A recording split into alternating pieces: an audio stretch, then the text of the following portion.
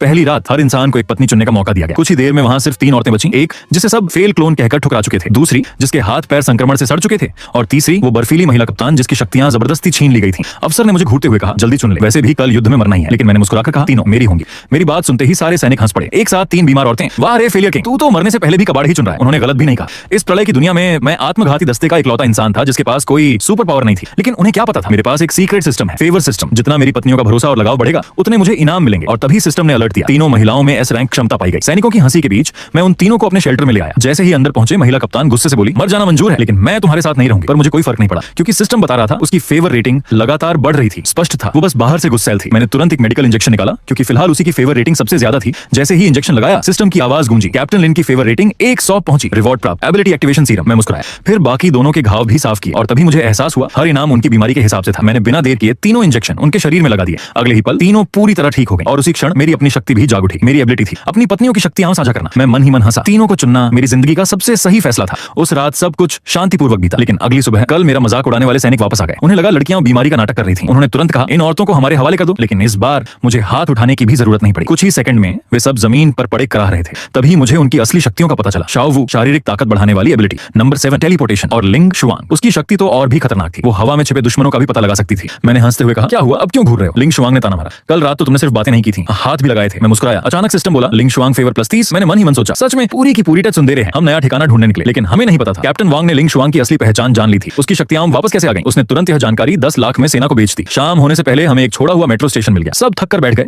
मैंने बैग से आधी ब्रेड निकाली। लिंग शुआंग बोली, इतने में क्या होगा, मैं और शाओ वो शिकार ढूंढ कर लाते हैं। मैं हंसा, रुको, मैंने अभी सब निकाला ही कहां है? और फिर मैंने बैग से लगातार सामान निकालना शुरू कर दिया। बीफ के डिब्बे, मिनरल वाटर, यहाँ तक कि शाओ की पसंदीदा चॉकलेट भी। सबकी आंखें फटी रह गई। ठंडा पानी। लिंग शुआंग दंग रह गई। इस दुनिया में बिजली नहीं तो बर्फ कहां से आई? मैंने कंधे उचकाए। ये है तुम्हारे पति की असली शक्ति। मेरे साथ रहोगी तो भूखी नहीं मरोगी। तीनों की फेवर रेटिंग तेजी से बढ़ गई। सिस्टम ने तुरंत नया इनाम दिया, डिफेंस इक्विपमेंट अनलॉक। मैंने बिना देर किए सबको नए हथियार और सुरक्षा उपकरण दे दिए। लेकिन तभी नंबर 7 ने अचानक सिर पकड़ लिया। अगले ही पल मेट्रो स्टेशन में सैनिकों की टुकड़ी घुस आई। सबसे आगे था कैप्टन वांग। वो चिल्लाया, लिंग शुआंग को हमारे हवाले कर दो वरना सबको मार देंगे। उसके पास एबिलिटी जैमर था। लेकिन अगले ही सेकंड शाओ वू ने उसे लात मारकर दूर फेंक दिया क्योंकि उसकी ताकत शारीरिक थी, जैमर उस पर बेअसर था। वांग घबराकर चिल्लाया, गोली चलाओ, गोली चलाओ। लेकिन कुछ ही पल में उसके सारे आदमी हार चुके थे। वांग घुटनों पर गिर पड़ा। मुझे मत मारो, मैं सिर्फ आदेश मान रहा था। तभी वीडियो कॉल आया। स्क्रीन पर था सेना का कर्नल। वांग तुरंत बोला, अगर तुमने मुझे मारा तो पूरी सेना यहाँ आ जाएगी। लिंग शुआंग का चेहरा बदल गया। उसे सेना की क्रूरता अच्छी तरह पता थी। वो जानती थी हम उनका सामना नहीं कर पाएंगे। जैसे ही मैं आगे बढ़ा उसने अचानक मुझे जोर से धक्का दे दिया और ठंडी आवाज में बोली, तुम मेरे लिए सिर्फ एक इस्तेमाल करने लायक इंसान थे, अभी यहाँ से चले जाओ। मैं समझ गया वो मुझे बचाने की कोशिश कर रही थी, जानबूझकर खुद को मुझसे दूर दिखा रही थी। उसी वक्त सिस्टम ने विकल्प दिया। विकल्प 1, लिंग शुआंग को छोड़ दो, बदले में विशेष संसाधन प्राप्त होंगे। विकल्प 2,